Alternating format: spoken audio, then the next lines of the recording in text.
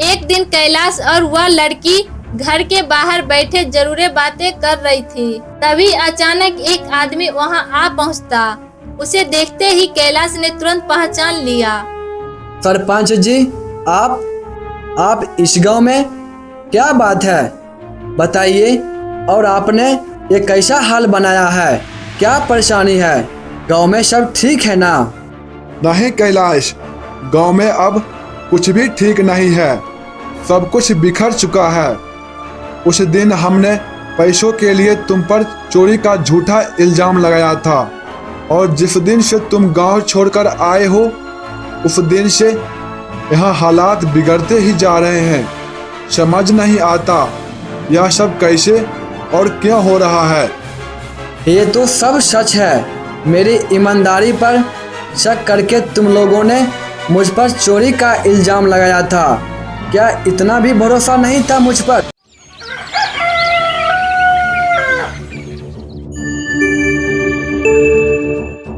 दिन भर की मेहनत से थका कैलाश खेतों के रास्ते घर लौट रहा था। सूरज ढल चुका था और सुनहरी किरणें खेतों पर बिखर रही थी। हवा में मिट्टी की खुशबू थी, लेकिन कैलाश के मन में सवालों का तूफान उठ रहा था, जो उसकी थकन को और भी गहरा कर रहा था। वह मन ही मन सोच रहा था, क्या उसकी जिंदगी यूं ही गुजर जाएगी? क्या भाग्य में सिर्फ गरीबी और संघर्ष लिखा है?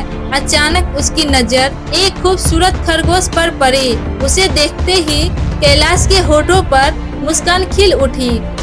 कितना छोटा सा है, पर कितनी फुर्तीली और जीवन से भरा हुआ। ना कोई चिंता और ना ही कोई फिक्र, बस अपनी दुनिया में खेलता कूदता मस्त है। काश इंसान भी इतना बेफिक्र जी पाता। उसने महसूस किया कि इस नन्ही से जीव में भी भगवान ने जीवन की खुशी भर दी है, चाहे उसका आकार कितना ही छोटा क्यों ना हो। इतने में एक आवाज आती है। कैलाश, तुम इतना चिंतित क्यों हो? और तेरे चेहरे पर इतनी उदासी क्यों? कौन बोल रहा है? मैं खरगोश बोल रहा हूँ कैलाश। तुम बोल भी सकते हो? कैलाश, तुम्हारी सारी परेशानियाँ पलक झपकते ही खत्म हो सकती है, अगर तुम मुझे इस शराब से मुक्त कर दो। तो तुम्हारा भाग्य ऐसे बदलेगा कि तुमने कभी सपनों में भी नहीं सोचा होगा। शराब? कौन सा शराब? मैं कुछ समझा नहीं। बेटा, इस जंगल के दक्षिणी हिस्से में एक तालाब है। उस तालाब का पानी अगर मेरे ऊपर गिर जाए तो मैं इस शराब से मुक्त हो जाऊंगा। लेकिन मैं वहां नहीं जा सकता, क्योंकि वहां पहुंचते ही मेरी बची कुछ सारी शक्तियां खत्म हो जाएगी, और तुमको भी संभल के जाना होगा, क्योंकि वह जगह बहुत खतरनाक है। अगर मेरी मदद से किसी का भला हो सकता है तो मैं मदद जरूर करूंगा। कुछ देर बाद कैलाश जंगल की तरफ बढ़ने लगता है। चलते चलते अचानक उसकी नजर एक छोटे से बच्चे पर पड़ती है। उसकी उम्र लगभग 10 साल के आसपास होती है। बच्चे को देखते ही कैलाश रुक जाता है और उत्साह से उसकी ओर कदम बढ़ाता है। जब वह पास पहुंचता है तो बड़े ही प्यार से उस बच्चे से पूछता है, बेटी, तुम इस घने जंगल में इस समय क्या कर रही हो? यह जंगल बहुत खतरनाक है। तुम्हारे माता पिता कहाँ हैं? तुम तुरंत घर लौट जाओ, यहाँ रुकना सुरक्षित नहीं। बाबा, इस दुनिया में मेरा कोई अपना नहीं है। मैं बहुत छोटी थी, तभी से इस जंगल में रह रही हूँ और यहीं से पली बढ़ी हूँ। यहाँ के जानवर और पक्षी मेरे सबसे अच्छे दोस्त हैं। लेकिन कई दिनों से मैंने कुछ नहीं खाया। अब तो मुझे बहुत तेज भूख लग रही है। बच्ची की मासूम बातें सुनकर कैलाश का मन गहराई तक हिल गया। उसकी आंखों में बेबसी और चेहरे पर मासूमियत देखकर कैलाश का दिल पिघल उठा। उस पल उसे लगा जैसे यह नन्ही जान उसे अपनी ओर खींच रही हो, मानो नियति ने ही उसे इस बच्ची से मिलाने के लिए यहाँ भेजा हो। बेटी, ऊपर वाला सबकी रक्षा करता है, तुम चिंता मत करो।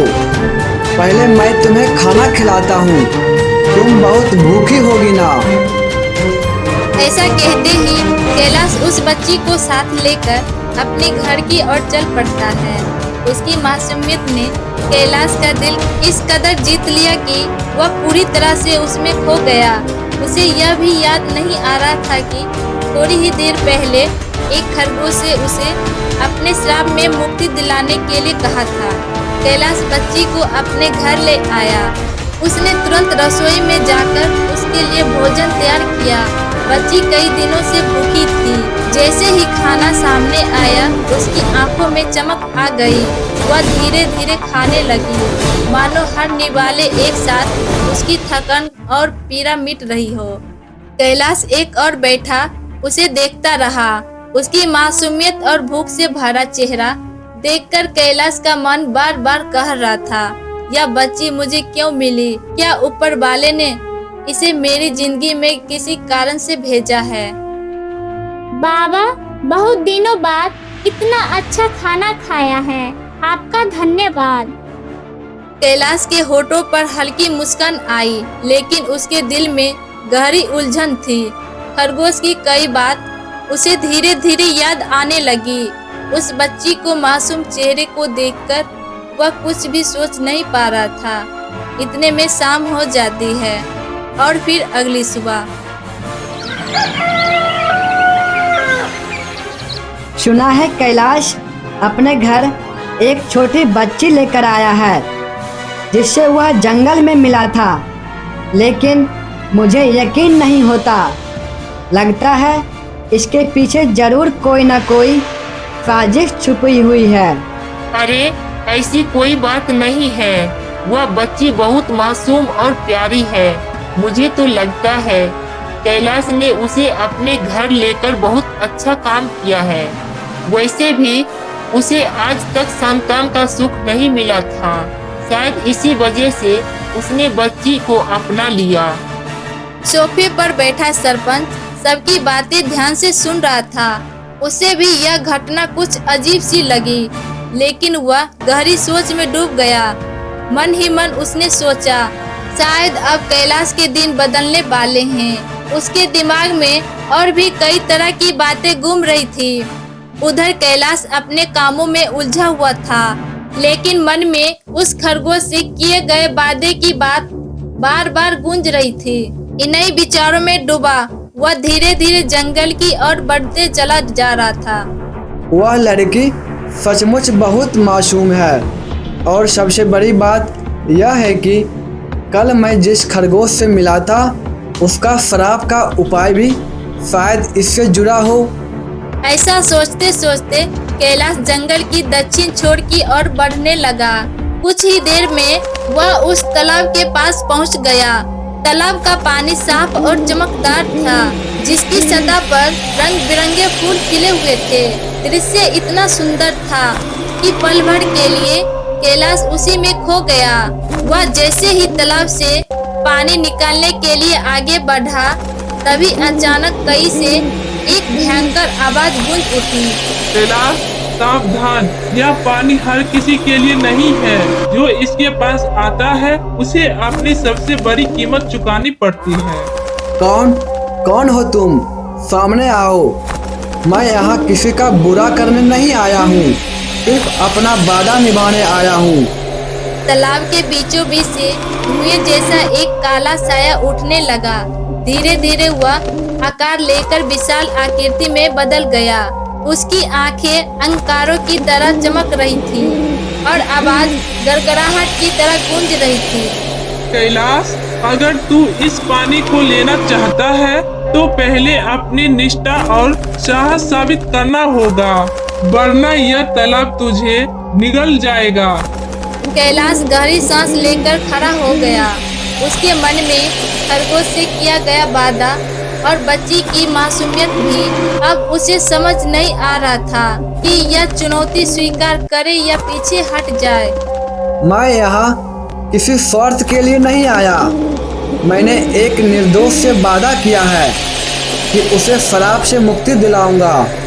अगर मुझे अपनी जान की कीमत भी चुकानी पड़े तो भी मैं पीछा नहीं हटूंगा।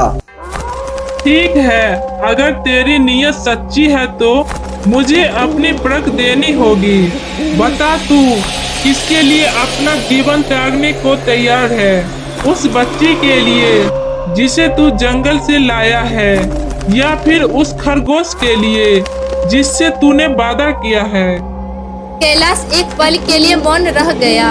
उसकी आंखों के सामने बच्ची का मासूम चेहरा आ गया जो उसे बाबा कहकर पुकारती थी। फिर उसे खरगोश की बेबसी याद आई जो श्राप से मुक्ति होने की गुहार लगा रहा था। उसने मन ही मन सोचा, ये कैसी परीक्षा है। एक तरफ मासूम बच्ची, दूसरी तरफ बेबस जीव। अगर मैं एक को चुनूं तो दूसरा दुखी होगा, परंतु सत्य और त्याग वही है जिसमें दोनों की रक्षा हो। मैं किसी एक को नहीं चुन सकता। अगर मेरा जीवन इन दोनों की रक्षा कर सकता है तो मैं बिना सोचे अपना बलिदान देने को तैयार हूँ। इतना कहते ही तालाब की लहरें शांत हो गई। काली आकृति ठहाका मारते हुए बोली, यही जवाब सच्चे दिल का है। तूने अपनी परीक्षा पार कर ली है।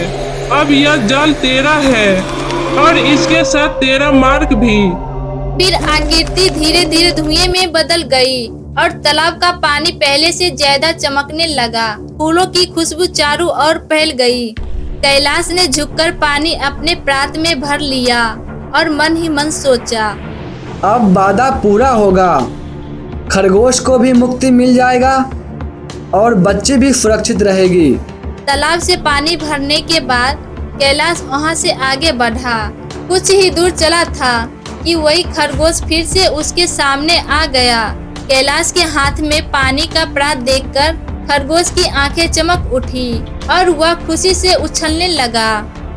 कैलाश ने तुरंत पानी उस पर छिड़क दिया। अगले ही क्षण एक तेज रोशनी फैल गई और खरगोश का रूप बदलने लगा। कुछ ही पलों में खरगोश गायब हो गया और उसकी जगह एक दिव्य साधु प्रकट हुए जिनके मुखमंडल पर गहरी शांति और अद्भुत आभा झलक रही थी।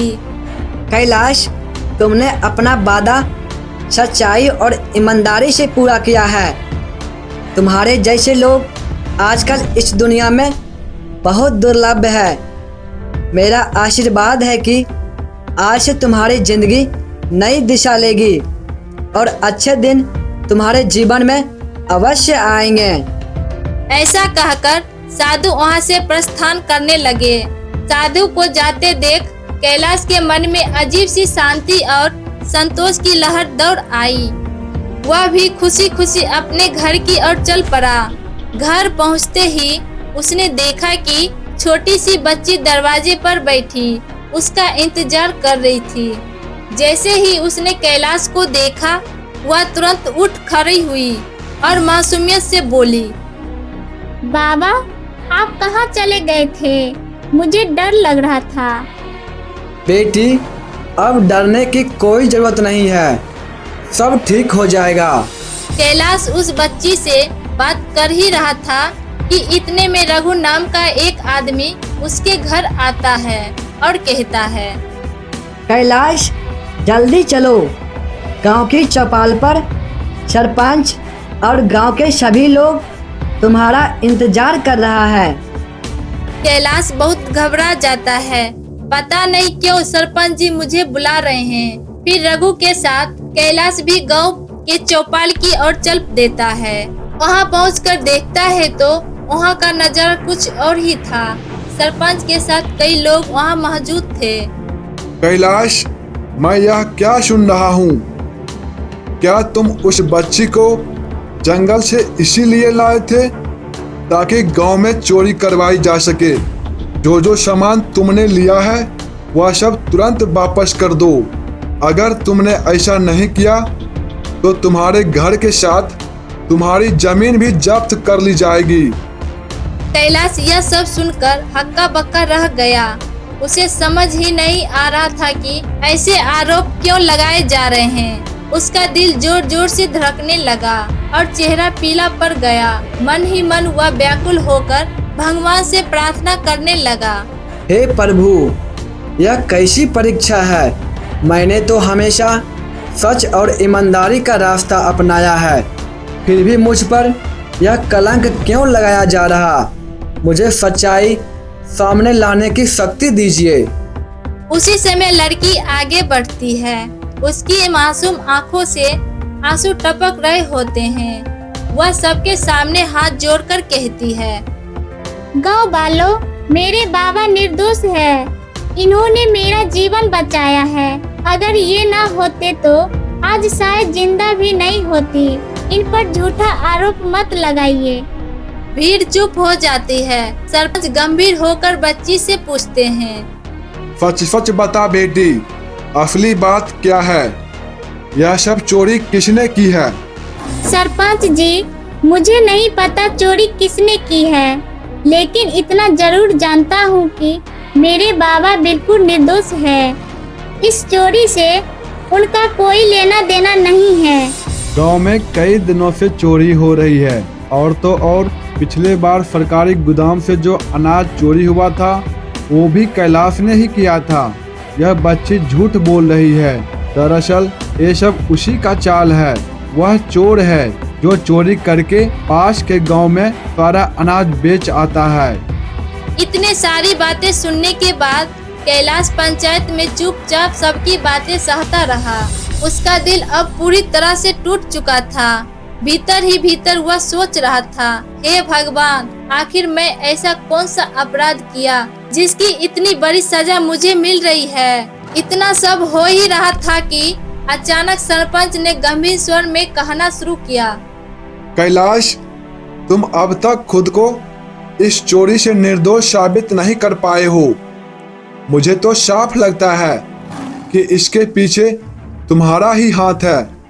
इसीलिए फैसला यही होगा कि तुम्हारा घर, तुम्हारा अनाज और तुम्हारी सारी जमीन अब इस गांव के हवाले कर दी जाए, ताकि जिनका भी नुकसान हुआ है उसकी भरपाई हो सके। कैलाश बिना कुछ कहे चुपचाप सबकी बातें सुनता रहा। सरपंच का फैसला मानो पत्थर की लकीर बन चुका था। इतने में शाम हो जाती है और फिर अगली सुबह। बाबा, इन सब का असली जिम्मेदार मैं हूँ। मेरी वजह से आज आपको अपमानित होना पड़ा। आप निर्दोष होते हुए भी दोषी ठहराए गए। मैं ही आपका गुनहगार हूँ। ये सब मेरी ही गलती है। नहीं बेटी, इसमें तुम्हारी कोई गलती नहीं है। मैं जानता हूँ कि तुम निर्दोष हो और तुम पर मेरा विश्वास अटल है और हमेशा रहेगा। यह सब ऊपर वाले की लीला है, उसी पर छोड़ दो। जो भी करेगा अच्छा ही करेगा। चलो अब गांव के उस पार चलते हैं, वहाँ कुछ ना कुछ उपाय जरूर दिखाई देगा। ऐसा कहकर कैलाश अपनी बेटी के साथ जंगल के रास्ते गांव के उस पार ले जाने लगा। चारों ओर सन्नाटा और पक्षियों की हल्की चरचराहट थी। कुछ दूर चलने के बाद उन्हें झाड़ियों के पीछे एक छोटी सी कुटिया दिखाई दी। उस कुटिया के बाहर एक साधु गहरी ध्यानमग्न अवस्था में बैठे थे। कैलाश धीरे धीरे उनके पास पहुंचा और अपना सारा दुख उनको सुनाता है। महात्मा जी, मेरा जीवन दुखों से भर गया है। गांव वाले मुझ पर झूठा इल्जाम लगा रहे हैं। मेरी इज्जत और मेरा सब कुछ छिन गया है। मैं निर्दोष हूँ, फिर भी मुझे अपराधी ठहराया गया है। कैलाश ने रोते रोते अपना सारा दुख साधु को सुना दिया। साधु कुछ देर मौन रहे, आंखें बंद कर गहरी सांस ली, फिर शांत स्वर में बोले, बेटा, हर अन्याय के पीछे एक कारण होता है और हर अंधकार के बाद प्रकाश आता है। ईश्वर तुम्हारी परीक्षा ले रहा है। धैर्य रखो, सत्य की जीत निश्चित है, लेकिन याद रखना तुम्हें ही वह मार्ग खोजना होगा जो तुम्हें और तुम्हारे परिवार को सम्मान दिलाएगा। कैलाश ने आदर पूर्वक प्रणाम किया और अपनी बेटी के साथ वहां से रवाना हो गया। कुछ दूर गांव के पार पहुंचकर दोनों एक पुराने पेड़ की छाया तले रुके। लंबी यात्रा की थकान, भूख और प्यास कैलाश के बेहद कमजोर कर दिया था। वह जमीन पर बैठ गया और थोड़े देर विश्राम करने लगा। थोड़ी हिम्मत जुटाकर उसने साधु द्वारा दी गई पोटली खोली। पोटली खोलते ही कैलाश की आंखें हैरानी से फैल गई। उसमें चमचमाते हीरे, जगमगाते सोने के गहने और अनमोल रत्न भरे हुए थे। कैलाश का चेहरा खुशी से दमक उठा। उसकी आंखों में उम्मीद की नई किरण जगमगा उठी। वह मन ही मन साधु को धन्यवाद दिया। हाँ बाबा, ये सब हमारा ही है और अब तक जो भी लोग सच्चे मार्ग पर चलते आए हैं, यह सब उसी का परिणाम है बाबा।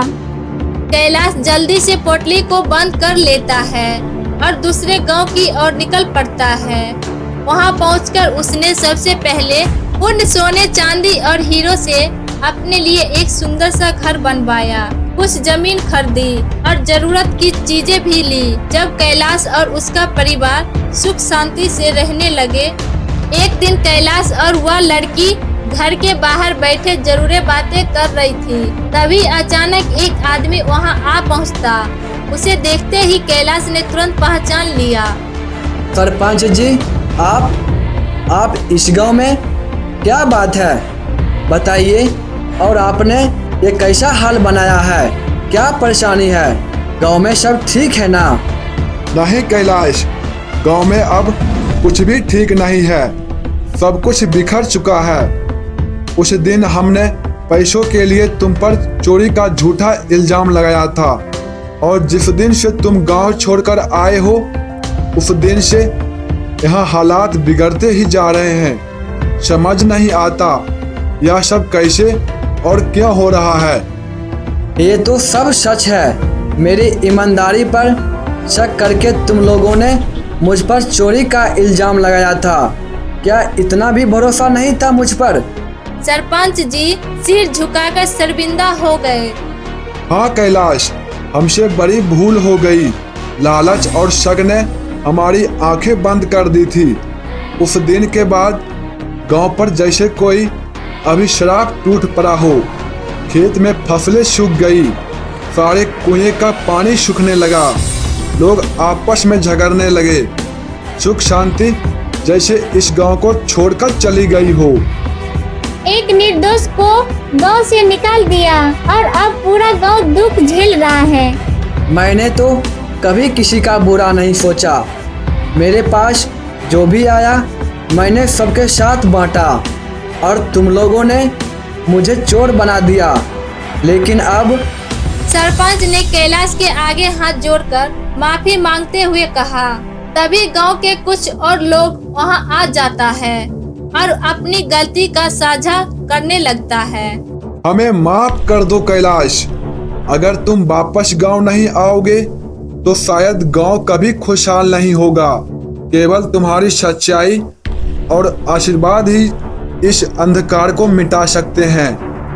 कैलाश ने जब गांव लौटने की शर्त रखी और गांव वालों ने वादा किया, तब वह गांव की ओर चल पड़ा।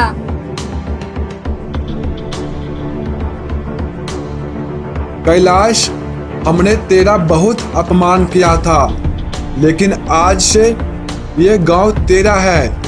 तेरी सच्चाई, तेरी मेहनत और तेरे धैर्य ने सबको बदल दिया। इसीलिए हम सबकी राय से आज से ये गांव तुम्हारा है, और आज से इस गांव का मुखिया भी तुम हो। कैलाश की आंखों में पानी भर आता है।